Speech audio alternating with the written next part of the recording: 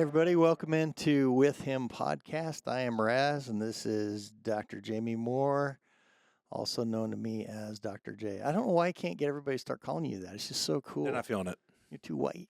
That's the problem right That must there. be Can it. we say that? I think we can. Yeah. So I don't know. That must be it. I don't know why I can't get everybody else to be doing that. Right. But anyway, hey, welcome in again, and we're really glad you're here with us wherever and whenever you're looking at this. We are just going to talk a little bit about With Him and worship today, but as in all of these podcasts, we just see where Jesus takes us in it, and it gets pretty fun when we do that and get to see what He's doing. It's great. So, I think it takes a lot of pressure off. Yeah. I'm realizing that is that when we think we've got to have it all figured out and we have to have it all planned out, then we start to feel a lot of pressure, like we have to be the man for sure. Or the woman, Mm-hmm.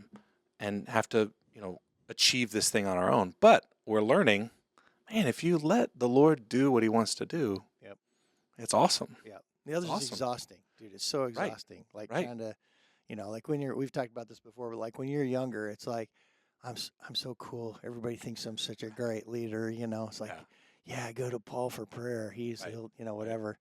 And then, you have a wife and kids in a little bit, and all of a sudden, like, why are people calling me at midnight? Right. And you're like, okay, this isn't, I don't think this was God's intention. Right.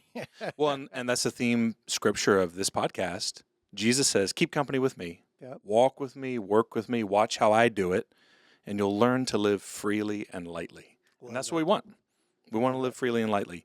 And we're learning if we have to put the pressure on us, it's not free and light. And if we put the pressure on Jesus because He's the boss, that's right.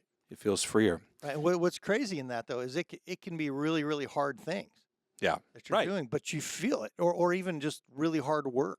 But you're like, oh, this was so good. Right. Right. Because it's Him. Right. Doing it. It's awesome. Well, we wanted to talk with you a little bit. I wanted to ask you some questions. One, I want to, just so people can get to know you. And then also talk about worship leadership and kind of growing. How do you lead worship with Jesus? Right. I think it's something really interesting. Wait, doesn't every worship? You would think everyone does that. Wait, shouldn't that happen every time? But like a lot of the leadership stuff we've been talking about, you can pastor a church without Jesus. That's right. You just do a bunch of stuff. You can lead worship. You can plan worship sets without Jesus. You can do counseling without. You can do all kinds of things without Jesus, even things that are in Jesus' name. So, but before we get into that, Raz, just talk a little bit about like your story, maybe your God story, how you came to faith, just a little bit of like get a feel for who you are. Okay, kick back. This is gonna be about 3-hour podcast. No, like a lot of people, I always say that I was born in a pew. I wasn't literally, but darn close. I say it this way. I never woke up on a Sunday morning and thought to myself, wonder what we're doing this morning. I think you kind of came out of that same place. And so I was the guy every time the church doors were open, I was there. And actually, a big part of my story is that my mom was a professional musician. She had gone to Indiana University and gotten her degree there as a vocal person, actually, but was an amazing piano player. And so my dad was in hotels and worked with the Hilton, so we moved around a lot, going to wherever the newest big Hilton hotel was being built. And so whenever we were moving around, basically we would look in, newspaper. I don't know if everybody out there knows what that is. And anyway, it's this thing people used to read every day. And that's where you went to go find a job. So she'd go into the one ads and find out whatever church had an opening as a pianist, a choir director, whatever. I don't know if we didn't even call them worship leaders back then, music director or whatever. And so that'd be the church we'd end up going to. So a couple things that are cool with that is one, the earlier church experience I do remember was at a little Brethren church, it was called. It's not in existence there anymore, but what's cool is there's another church on the same property, but it was called the Hackberry Hill Grace Brethren Church, and it was Hackberry Hill Grace Brethren Church in Arvada, Colorado. I bet the potlucks at Hackberry Hill were fantastic.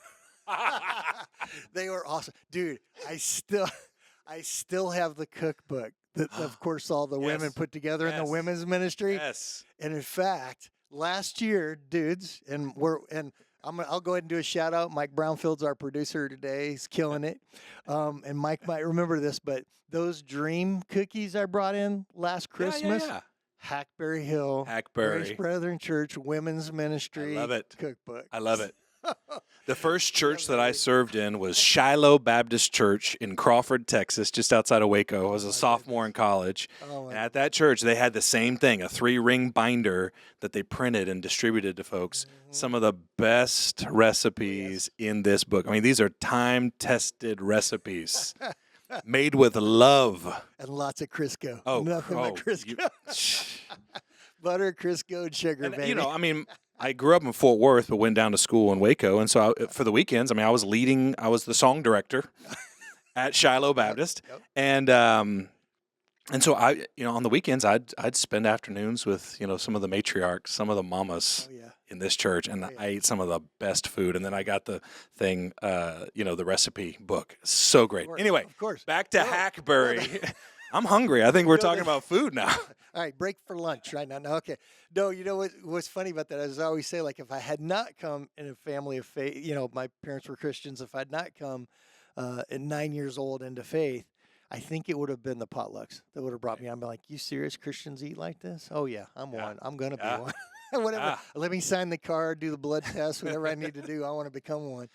But no, I remember, in fact, I was 9, and this Brethren church, a Brethren's actually sort of an offshoot of Friends or Quakers, which is kind of cool because there were some interesting things that were neat, deeper spiritual things that I kind of grabbed hold of. My dad thought was kind of weird. My dad was an old Navy guy. He was in the Navy for 11 years, so touchy-feely wasn't really his jam as much, in that type of setting. He was very touchy-feely to the family, but not, not in that kind of setting.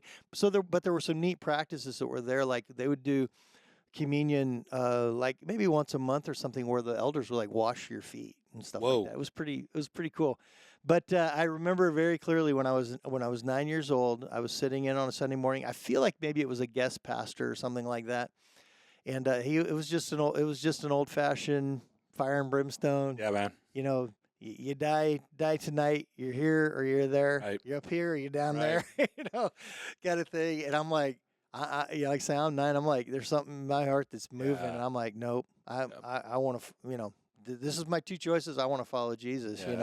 So I came to my parents and told them, and of course they had to bring me to the pastor, And anyway, so he led me through a prayer of faith, and then next week I got baptized. Baptism was a big thing also in that particular in that movement, and so I got baptized right away next week, and it was really beautiful. And I do feel like I had one of these things, and you and we've talked sovereignty a lot, not here live, but the whole thing of Calvinism, Arminianism, sovereignty, of God, all that kind of stuff. I mean, we're not getting into that today, but there's something where you just have to say to yourself, well, why did I get to be in a family of grace? Right. Where my parents are following Jesus, and they have their own stories, or hard things and good things and so on. And then why? But for me, and I've heard you talk about your stories very similar. For me, I began to read the Bible as a kid. Like I had this little children's Bible that had like little pictures in it, and things like that. It was funny. It was a full, real Bible. I think I still have it, but you'd have some neat just artwork in it and whatever. So it wasn't dumbed down in any way. Right. But I remember reading that before bed every night, and my mom and dad not telling me to do that or asking me to do that. I was just drawn into it. Yep. And so I didn't realize it, but the Bible was beginning to form me. Like I knew every Old Testament, all the big stories. I knew all that, but from my own reading.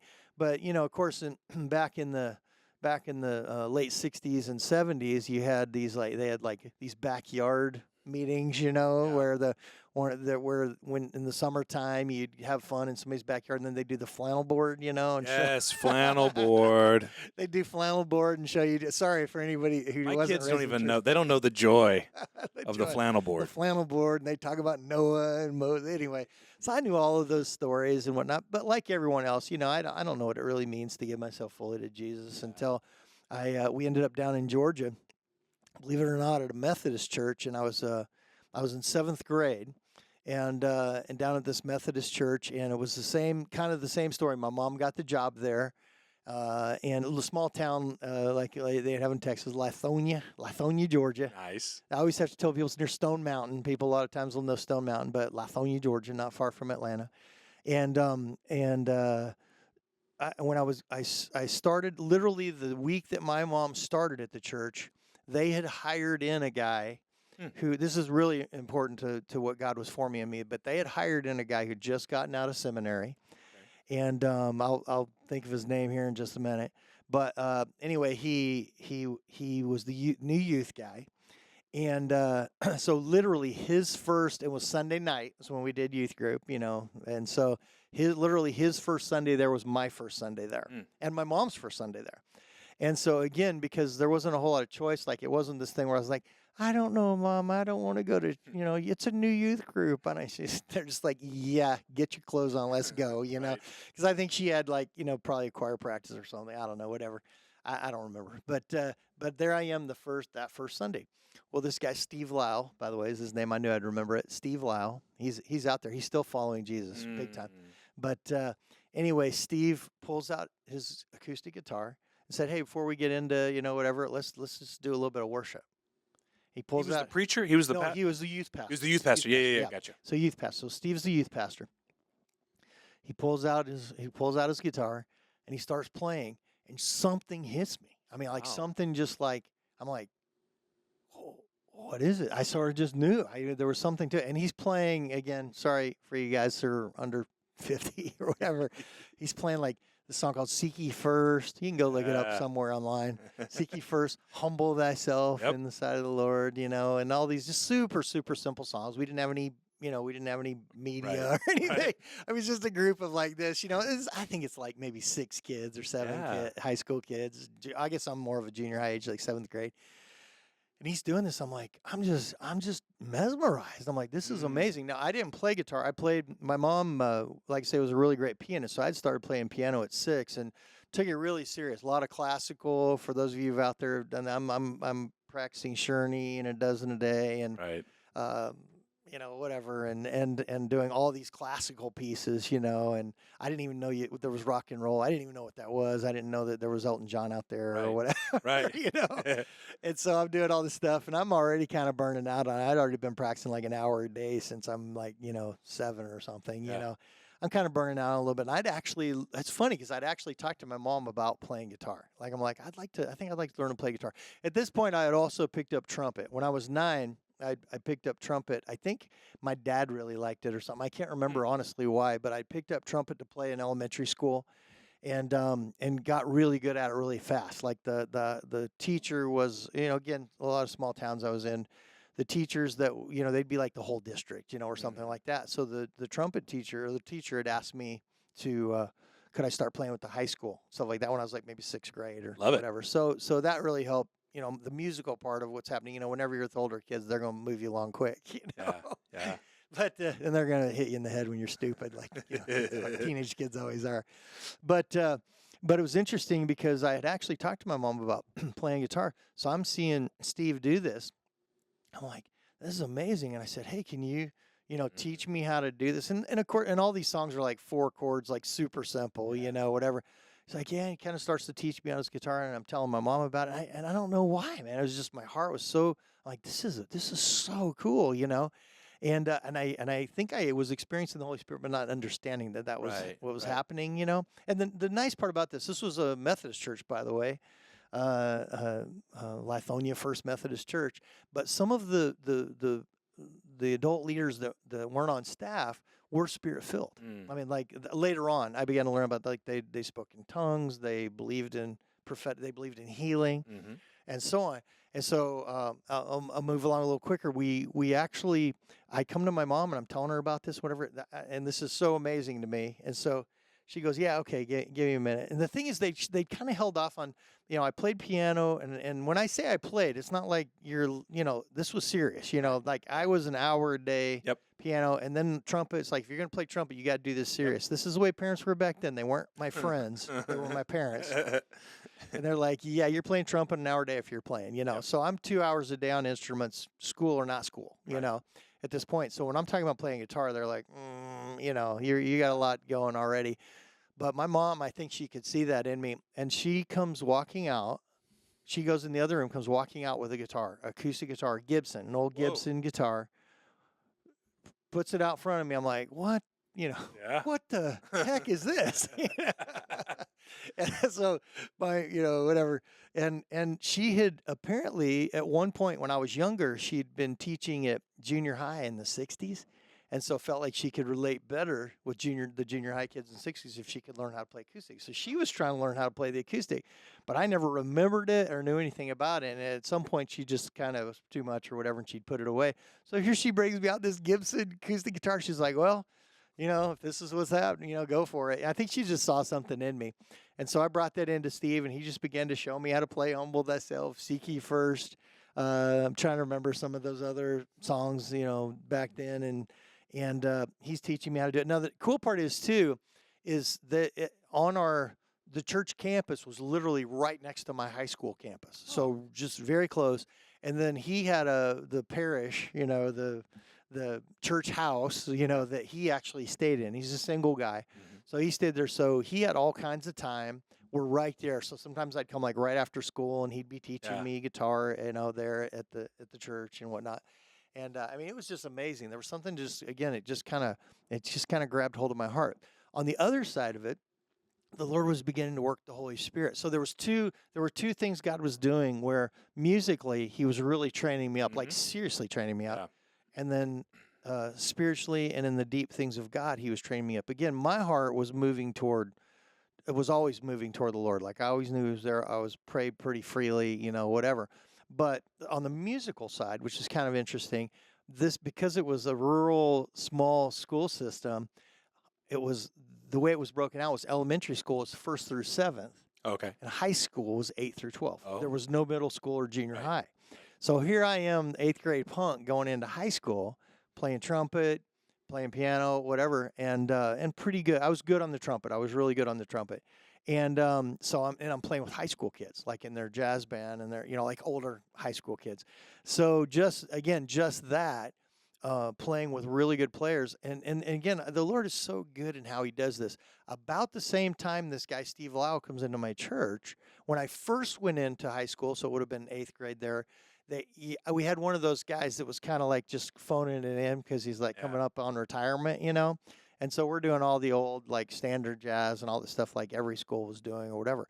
But the next year, my 9th grade year, we get a new guy who went to Georgia, and a guy named Conrad Cheney, and he was a amazing musician, and he had studied a lot of scoring and arranging and stuff like that.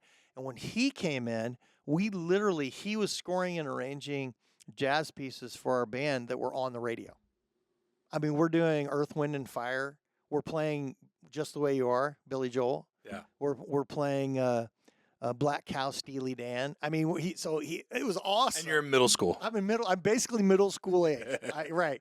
So I'm 8th grade playing trumpet with these guys. I'm second trumpet at that point. By 9th or maybe 10th, I ended up for lead, and of course Maynard Ferguson was big. Chuck Mangione was big. We're doing Feel So Good. Yeah. It wasn't too far away from the Olympics, I think, that were in New York as well. So the main theme from that Olympic was a Chuck Mangione song called "Give It All You Got," and so we're playing. It was awesome. That's awesome. So they're great musicians, and because of his, it's like a good coach in sports. Because he was good at what he did, he expected a lot from us, but he would help teach us and train us. Well, he was a decent guitar player as well, so I started learning things from him about bar chords and how to move through scales on guitar and various things, whatever. So I've got this musical side with this younger guy who's basically discipling me as a musician, and even showing me how to score and arrange jazz music, which was powerful. Wow. So I started writing later on when I'd moved away from there. I actually had a band back in Colorado where we had horns with it, and I'm scoring and arranging like Chicago stuff and and all that. But so that's what I have on the musical side. But on the spiritual side, here's what's happening. God, the Holy Spirit showing up in this youth group. And like I said, it started with maybe 6. I could go way into it, but we began to see people get saved who radically saved. Wow. Kids radically saved. We began to see people radically healed, physically, emotionally, and so on. But what made it interesting is that unlike a lot of churches today, and it's just where we were, again, because we're rural, Georgia, there's only one group of high school kids Right. that's there. So we all know each other from school. Yeah. We all know each other at church. And that was really a good thing because we had a lot of accountability at school. Yeah. So I was involved in athletics a lot too. I was a big baseball guy and played some basketball there too, but I was a big baseball guy. And of course, when you're hanging out with those dudes, you got to be hanging with your dudes. So, you got to be dropping some F-bombs and really be right. super cool, Locker room talk. Locker room talk, yeah, all the things you know about girls. Right. Oh yeah, and all that kind of stuff. And but the thing is you'd be dropping an F-bomb or something, then you have a dude look over at you like from your youth group, like that's not what we do. That's not what we do, and some older guys too, which was really good. Well, one day we decide. Actually, I'll tell a couple real radical stories. I think really radical stories. There was a girl in our youth group who'd come in. She got saved. Mm-hmm. And by the way, we just kept growing like crazy. I mean, whenever God's at work and things are healthy, it grows. Mm-hmm. So there's probably at this point 20 kids in the youth group. Okay, and this girl comes in. Long story short, she's radically saved. She goes home. She's not from a church home at all. She goes home to tell her mom about her. She goes home to tell her family about her salvation. Her mom literally, I kid you not, slaps her. Whoa. Slaps her. Says, we will not mention that effing name of GAC in this house. Yeah. Ever, blah. I mean, just like radically angry at her. She's radically saved. And this is the kind of stuff we saw. This was how radically saved she was. She comes back to our group, and she'd been coming for a couple months when she'd gotten saved. She comes back to our group, and she says, guys, I need you. This is what's happened. She's told us. I need you guys to pray for my family, for me. And then she says this, and think about this with a teenage kid. She says, but I won't be coming back here anymore because the Bible tells me to honor my parents, and they don't want me to come. Whoa. I'm like, wow. This is a teenage girl. Teenage girl, maybe a sophomore in high school. I love, this is what the word says, and I'm going to obey the word. You know what? I got to be honest with you. I sometimes feel like people who are unchurched, when you get them saved, they go faster. Right. They do. They go faster. Right. Because sometimes when we've been growing up in a home where we read the Bible a lot, where we pray, which is a beautiful thing. But if I'm not really grabbing that for myself, then it's like, oh, yeah, I know. I've heard that. Yeah, I know, whatever. But a person radically saved in a non-Christian home, they come hard and they come fast. Unbelievable. Isn't that unbelievable? Yeah. Okay, and God, God's going to honor that. Absolutely. So we began praying. Right. I'm not exaggerating. Within 6 months, her entire family's baptized. I love it. And God's Yeah. that's going to be like, we're going to go hard. Her whole family is saved. At this time, then our group's like 30. It's just growing, like words on the street. That God's showing up here, kind of a thing.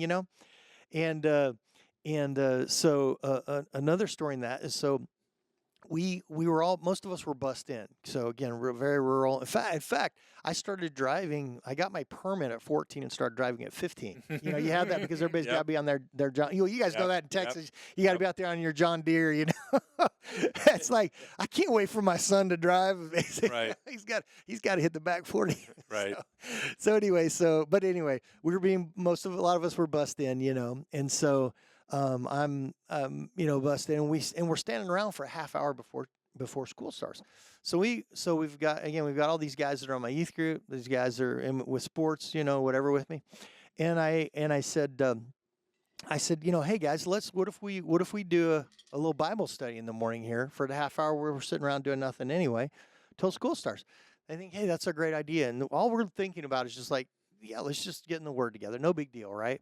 So we sit down at a table with a few of us, and there were so many cool learning opportunities within that because what we decided to do was, I think maybe we started with one of the senior guys, was a pretty good leader or whatever, but we decided, hey, we all need to learn how to do a Bible study. So so I come back to Steve, and I'm like, how do you do it? How do you do a Bible study? Yeah. How do you lead a Bible study? And he literally is taking me through it. And so when it was my turn to do it, it's like, okay, well, what do you like? What story do you like? Let's teach on this. And he showed me how to ask some probing questions and what do you guys see? And, and he was trying to teach me how to facilitate, not just, again, kind of be the man, and teach it.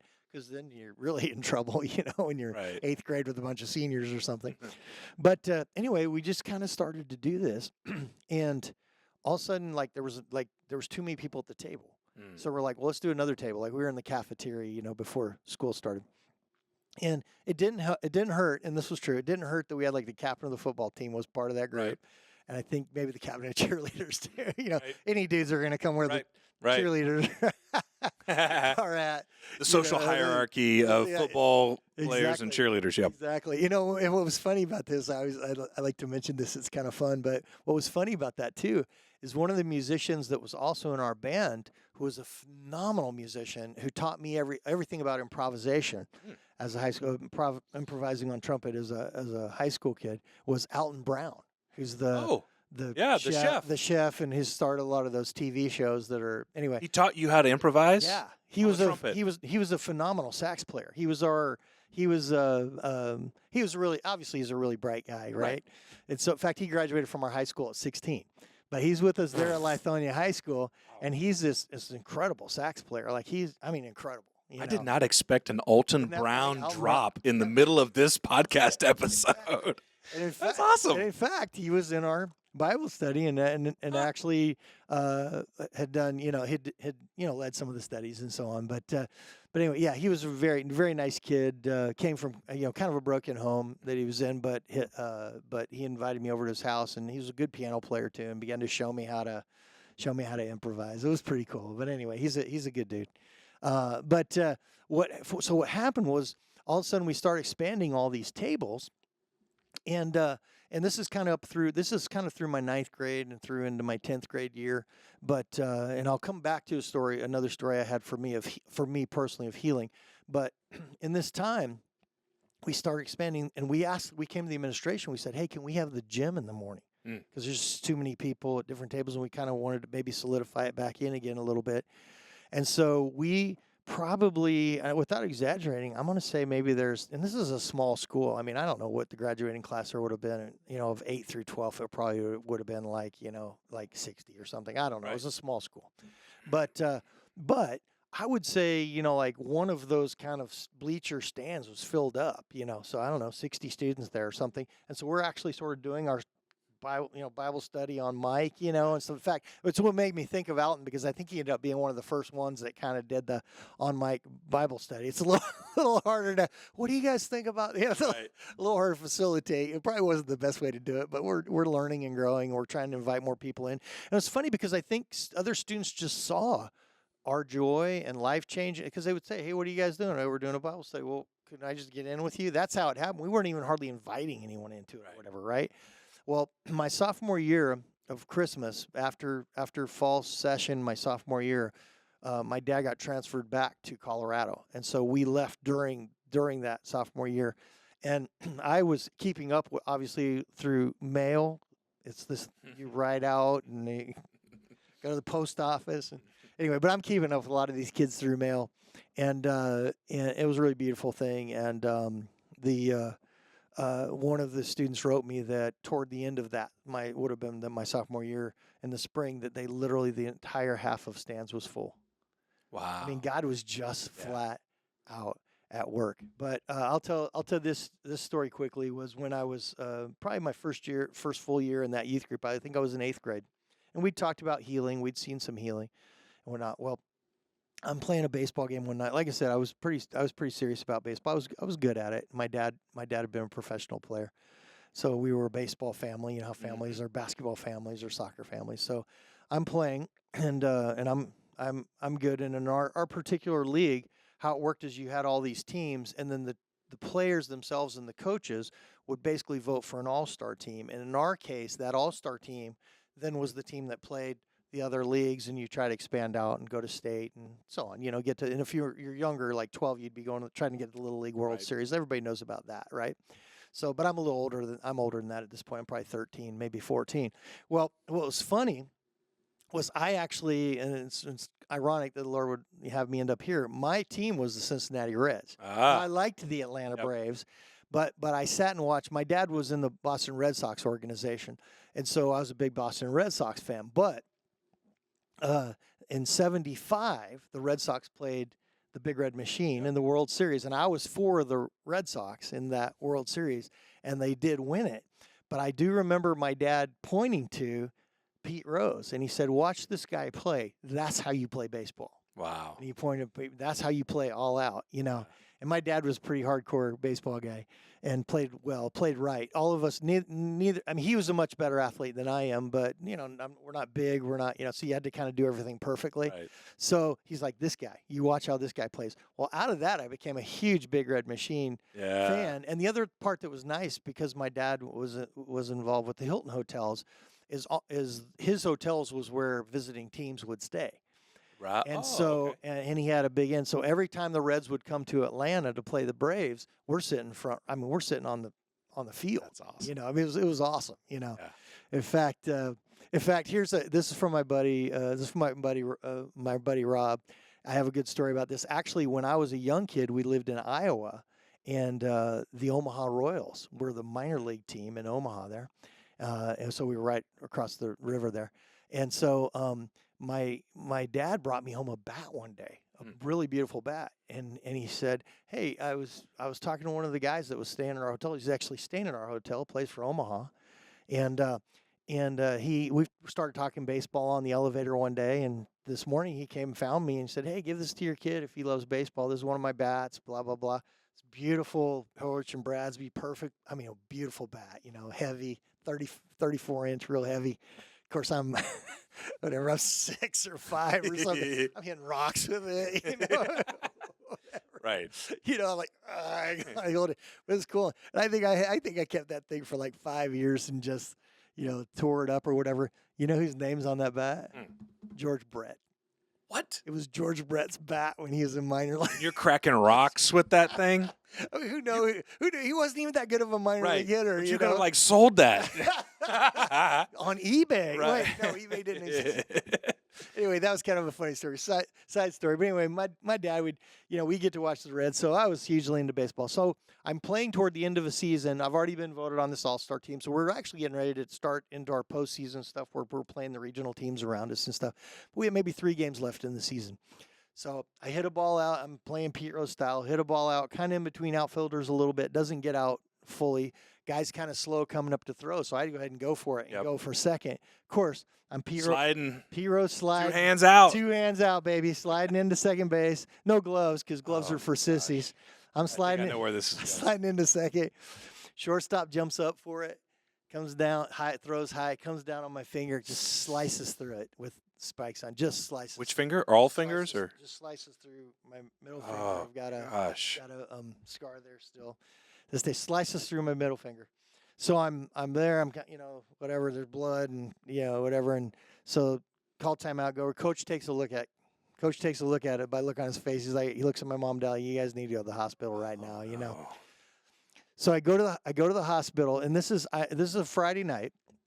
I go to the hospital, go to emergency, and keep this in mind. This should have scared us a lot, but this is a Friday night. So we go in, they take a look at it. They're like, "Yeah, this isn't good." They start me on antibiotics right away because I'm in the dirt, you know, whatever. And they pack it and they close it, but they don't do anything else with it. And they're like, "You need to see a hand specialist." And it just so happened that one of the best hand specialists in Georgia was in Atlanta. And they arranged for us. They came back after a while. You know how it is in emergency. They come back after a while. They go, "Yeah, he'll see you tomorrow morning, Saturday morning." You're like, that should have scared us if you know specialists, you know, because he'll see you tomorrow morning. So I go to this guy. He takes a look at it, and I won't get too graphic on here in case somebody's eating breakfast or lunch or dinner or something. Listen to this, but he takes one look at it, and basically my nerves have all been severed. And so he takes this pin. He's got like a little rubber thing on the end of it, and the pointy side, right? And I'm like looking away, and I'm like, okay, sharp, dull, you know, that type of thing. He's doing on some other parts of my hand or whatever. Comes into the middle finger, and even some parts of my hand or whatever. I can't feel a thing, you know. So nerves are severed. So I say to him, keep this in mind. This is Saturday morning. So here's our plan. Okay, he says, okay, I'm going to continue to leave it open. We've already got some infection happening, but I'm going to leave it open. We're going to pack it. You're going to come in Monday. We'll have you come in on Monday, have a nurse redo it again. Maybe Wednesday, whatever. We're going to schedule surgery, but we can't schedule surgery until we know there's no infection and everything's fine, and then and let it whatever, you know, swelling go down and that kind of stuff. He said, then we'll schedule surgery. So again, baseball thing's super important to me. So I say to him, I'm like, well, can it grow back? Can the nerves grow back on their own?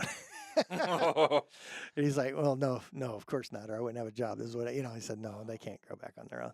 So, so I go into church Sunday morning, and of course, this is awesome because I'm 13, years old, and they've got this big honking, thing on me, and then they've got me like strapped like this. Right. I'm walking Sling or whatever. just like this. This is awesome when you're 13. Hey, Pastor Steve. Hey, Mike. How you doing over there? I'm loving it. 13-year-old kid, but I'm flipping the bird to everybody. So anyway, bottom line is I say to Steve, I'm like, hey, Steve, after church, can I get some people together with youth and let's pray for my finger, and pray that the Lord will heal me. That's what I'm asking for. At 13, you're asking for that. Absolutely. I love it. Because I'd already seen some healing happen in our youth group that had been obvious healing. Not I have a sore shoulder, I mean, like some real significant. Not that that's not significant, it is, but obvious healing that could be verified. Yep. So anyway, so I bring this youth group together. So after church, and I'm telling you, the Lord Spirit was on this. I don't know why. Again, the sovereign Spirit was on this group. The kids believed for it.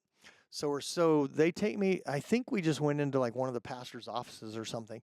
There's like, I'm going to say 10 kids that are sitting in a circle around me, and they stick me in the middle in a chair, the hot seat.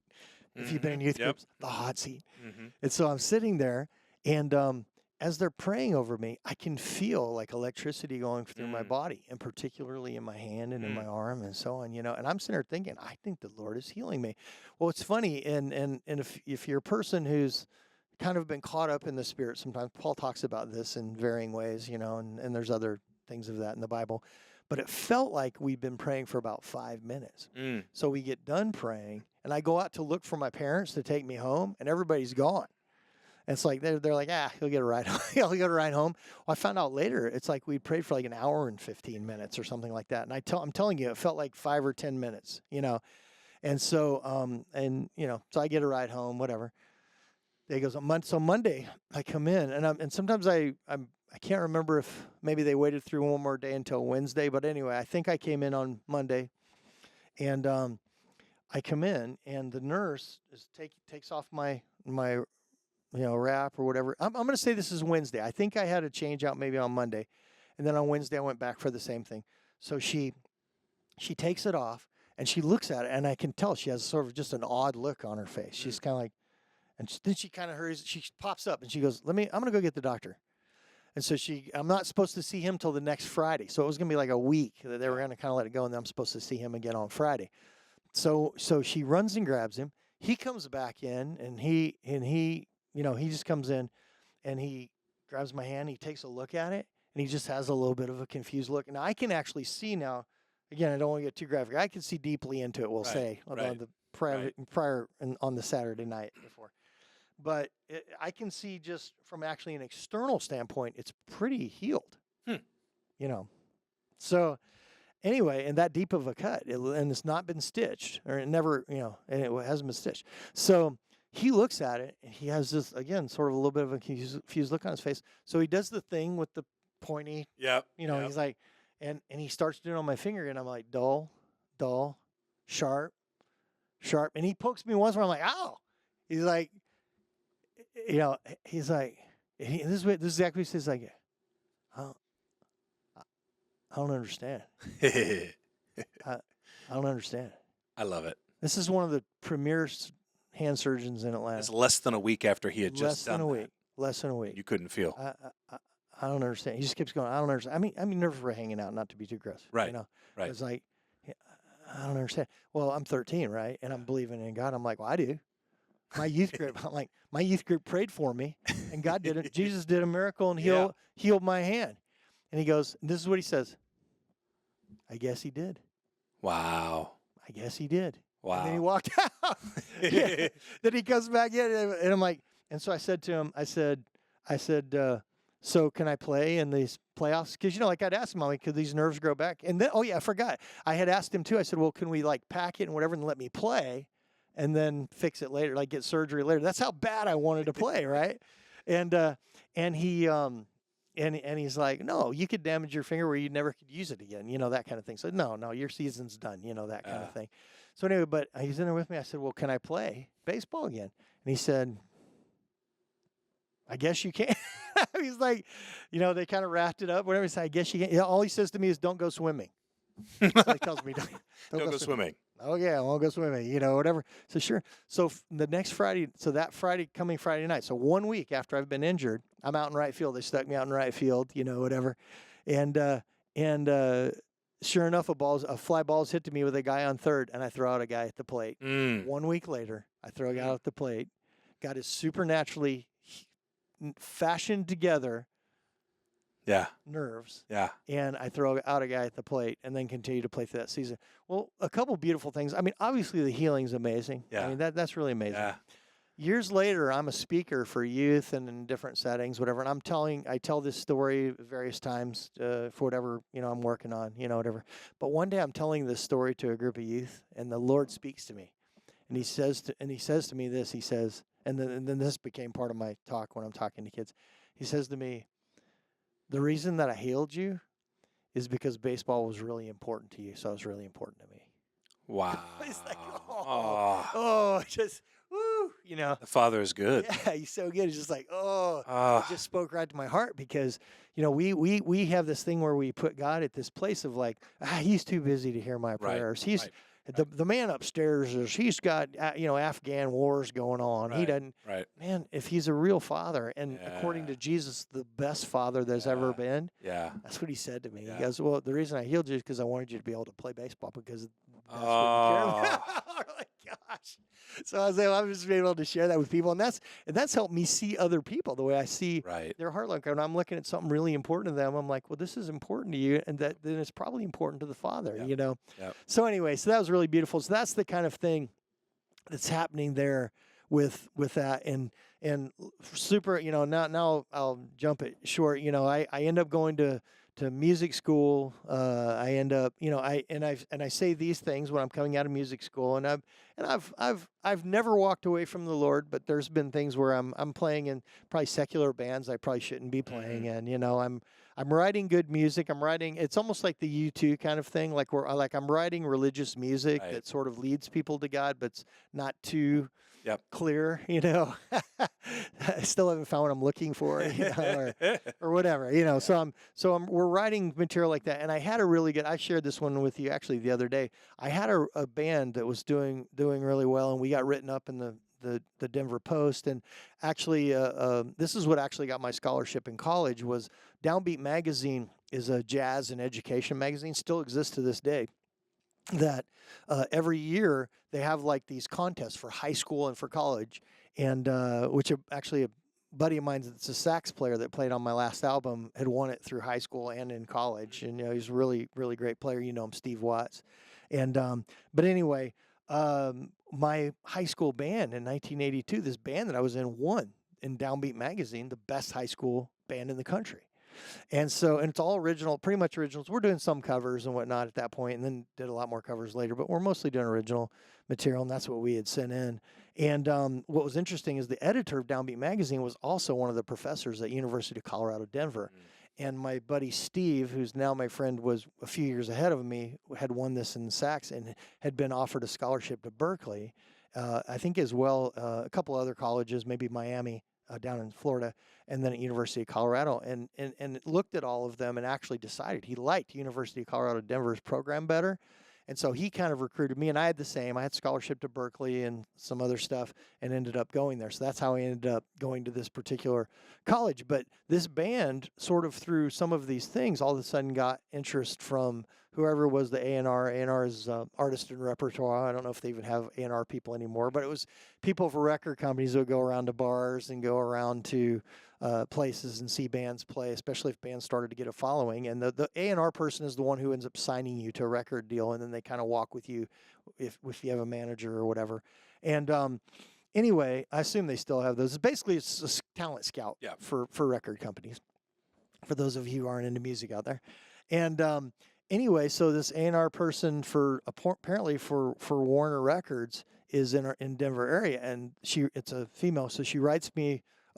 I get a letter again in the mail. I get a letter, and they're like, "Hey, blah blah blah. We're really interested in you guys, and I need you to let me know. Here's my phone number. I need you to let me know where you're playing, where your next few gigs are." etc. And so here we are. We're excited. We're going to make it. We're going to be the next Journey. Woo, or whatever. And at that time, and and so I was telling Jamie this story the other day, is probably within a month of getting that letter, my band blew up. It blew up. I mean, I got fired from my own band. That's how it was. It was like a hostile takeover. Yeah. And mutiny in the band. Mutiny in the band, whatever. And I'm still friends with the guy who mutinied me, but we're friends. We've worked out that. He's a good dude. We've worked all that out. But I knew something in me knew though this was right. Like the Lord. And so from that time forward from there, I just started following Christian music. And I had a few different bands that traveled and toured and did some different things. But what was funny is I was still going to be if I wasn't going to be the next Journey, then I was going to be the next Michael W. Smith, right? Yeah. I'm going to be a rock star. I mean, for Jesus, for sure, for Jesus. It's about him, right. All about him. But I'm going to be like Michael W. Yep. And for females out there, Amy Grant, or whatever, right? And so it's funny because actually at that point, that industry had been beginning to grow a lot. Like I had part of my degree was emphasis of my degree was music business, and so we actually had people come in from California who were part of high up in record companies, and we'd have these panels and discussions with only like 8 or 10 students. It was fascinating, and at that point, actually, what was funny, and this is the early '80s. Christian music, what they called CCM, contemporary Christian music, actually bypassed jazz and classical music combined. Wow. for profit, Wow. in the record industry and record sales and things like that. You contribute, and this is serious. It was I forget at that time. Of course, these numbers are nothing in these day and age or whatever. But I don't know. It was like maybe $10 million a year or whatever. I can't remember what it was. It was maybe something like that. Maybe $20 million a year. And what was funny though was, I want to say 70% of that entire pie was, at that time, was Amy Grant, Sandy Patty, and the Bill Gaither group. Bill Gaither music, or whatever you want to call it, which was a combination of groups like the Imperials and these other groups. Now I'm really dating myself. But, so I'm going to do this for Jesus, right? Right. And so, bottom line is, every time I started to move towards some type of success in that, God, it just would blow up, and I was too stupid to begin to, I was too selfish and self-centered to begin to realize that God was really trying to work on me. And I never walked away from God. Like, people think, oh, if you did secular music, like I got offered dope in all kinds of settings. I mean, I've done, and I was about the music. I was about the music. I'm still reading my Bible all the time. I'm still letting it form me. I'm involved in church music. In fact, my first job, me and you are very similar in this. The summer, in fact, of my senior year. So the summer between 82 and maybe in 82 and 83 or whatever, I got a part-time job being the music director, at a Westminster Christian church, and kind of church. I think Church of Christ, So anyway, I'm doing that. So I'm still in church music and whatnot. But this is the funny part. This is what I in my pride, I said to everybody, including Julie, my wife, and to the Lord, I'll never be a youth. Like a youth pastor. That's so lame. Right. That's like guys who can't grow up and they just want to play with kids and, don't actually get a real job, because I'm going to be a famous musician anyway. I'm never going to be a music director like full time in music in a church. I mean, that's even more lame. That might be more lame than a youth guy, because that's a musician that's not a good enough musician to actually work in the world, because he's and certainly I'd never be a lead pastor. I mean, boring. And, and I had no idea what that even entailed. And, and anyway, so this is my advice for you right now, coming from this podcast. Never say never about anything that you think you might not want to do. Yeah. Because I've literally been all 3 of those things for multiple years. So it's, don't do that. Yeah, it's like the Father will actually, you're saying you won't do that? Yeah. Let me give you a little something. Totally I'm the creator of the universe. I think maybe you might do all of those things. yeah. And I created you. Right. And so, I mean, and it's funny because actually I was so formed by so many of those things. Right. Oh, yeah, and I wasn't going to be a music teacher either. And that's what's so odd. It's almost like Satan's just kind of trying to steal stuff, because I'm like, literally, I was formed by a youth pastor. Formed by a music teacher. Who was playing guitar. Yeah, I mean, I know. It's like, come on, man. What's wrong with you? So again, that's part of that self-centered young youth, and pride, know. and that kind of thing. And you think you're, of course, better than you really are, until you start to meet up with some other really great musicians, and things like that. But anyway, so that's that's kind of my journey and a lot of my earlier church journey. And I've got record things and all kinds of different things I can talk about. But I want to skip way forward. I actually, my first full-time job was as a youth and worship guy, and I think they called it music director, but worship guy. Two of the three things you said you wouldn't do. 2 of the 3 things I wouldn't do, full-time job at an evangelical free church in Durango, Colorado. And it was a cool church. It was very similar to probably like a vineyard type church. If you're a church person, you know what I mean by that. But even like back then, in the late 80s, it was like we were doing a full rock band, on stage and all that, which is pretty unusual, And so I'm over youth and I'm over worship there. And what's funny is I loved that church. We loved Durango. We had some really deep friendships there. Julie and I were fairly newly married. Eli was our oldest, was 2 years old at that point. And we have some really deep friendships with other believers who are ahead of us in their life, where they're at in life and things like that. I mean, it was fantastic. I think I would have been there forever. And long story short, we got laid off a year later. And that's a whole nother story we'll talk about later when we talk about church character and leadership, maybe sometime. But anyway, I got laid off there. And so I ended up doing an album that I'd been working toward a long time out in Los Angeles. We did a little bit of touring stuff, me and Julie. But what was funny is I'm thinking, I got to take care of a wife and a 2-year-old. That's what gets you serious about life. And I had sent out a bunch of like resumes out into the world, and especially out into the evangelical free church.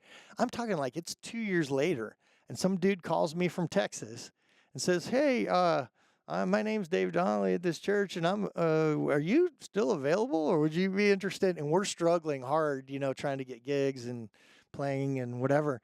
And I'm like, so I'm about to get off the phone with Julie, and I'm like, yeah, I'm on the phone. I'm like, hey, this guy's offering me a jump. She's like, no, we're not going to Texas. No.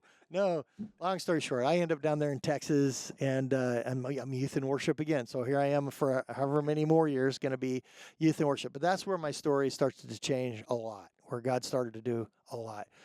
We came to the church. This is crazy doing this, with a young family with a young kid. And we came and we knew there was problems at the church. Like the pastor was honest about it. The elders were honest about it. And I think what you had was sort of a power struggle happening because it had been a fairly new church. It was a fairly new church plant. And the people who had planted it, none of them were like full-time ministry. And when they hired in the pastor, I think they kind of viewed it like, you work for us. You'll do it, whatever. And the church began to grow. And a lot of times, unfortunately, the people who have a really good heart when they're planting it, they start to kind of feel like they're losing power, and then they just started this weird power struggle with the people who started the church, with newer people who were coming in, with the pastor that was there. So here's how the Lord forms that and works that out in me and my wife and kid. And by the way, we had no problem moving places, running. We loved new things, and all that, right? This is what happens. So I think I'm at the church perhaps 2 years. I'm guessing maybe 3 years. Maybe 3 years I've been there. No, it had to be 2 because we rented a house for a year and then we purchased a house.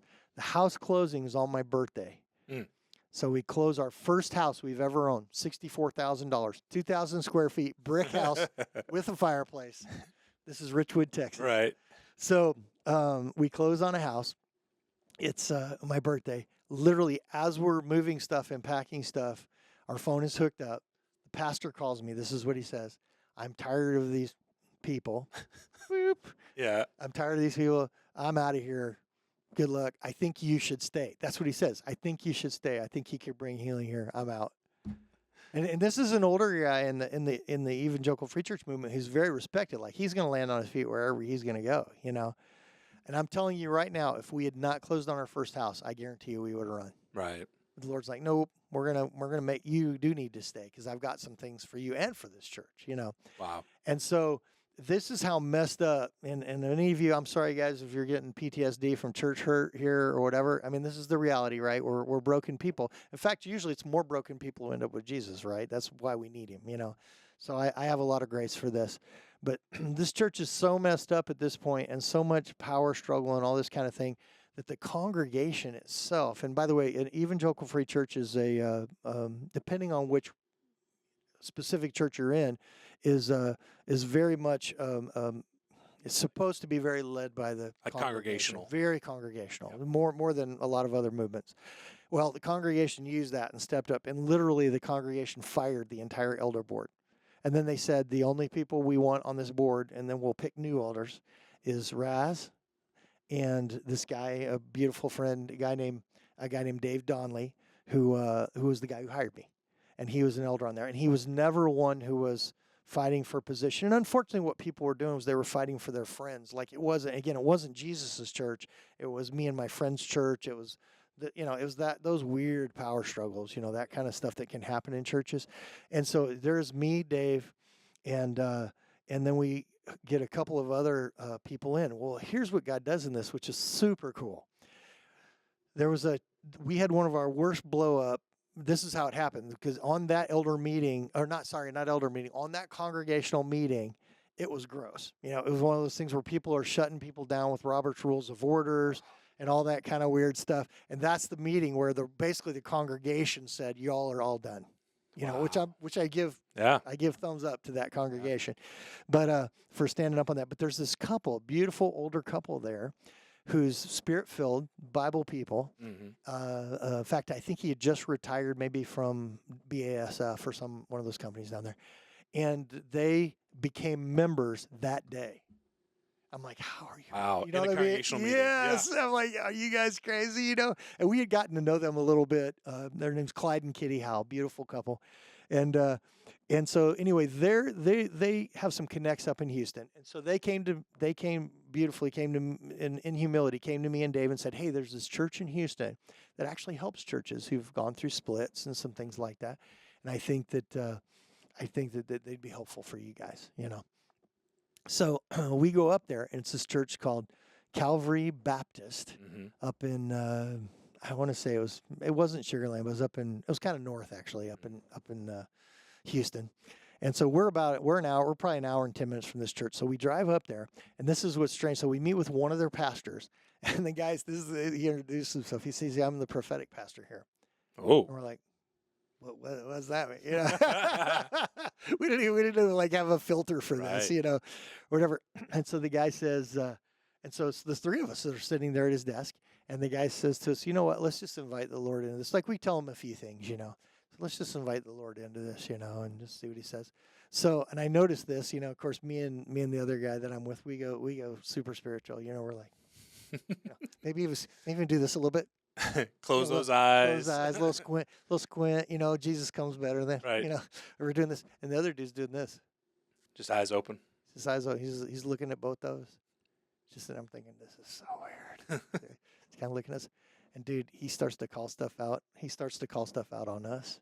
He starts to call stuff out in our church. Like I don't think he named names, but it was dang close. Yeah. Like you got this one person on your board that's doing this. You have this person and they're representing their friends. Oh, this guy's part of Dow, who was part of Dow Chemical. I mean, he's naming stuff. There's no way. I mean, the internet's not even up yet. You know what I mean? There's no way he knows this stuff. I'm hungry. I'm drawn into. I'm like, what is this nonsense? Right. Whatever. Like this is amazing. And so he decides with his worship leader. He says, we want to come down and we want to meet with all your leaders. Wow, dude, thanks for sharing. I appreciate that. We're out of time for this episode, so we're gonna cut it off here. Next week, we'll pick up the second half of Raz's story. We just bless you. I thank you for listening to this episode and hearing just some of what God has been doing in Raz's life. And so we will catch the second part of this story next week.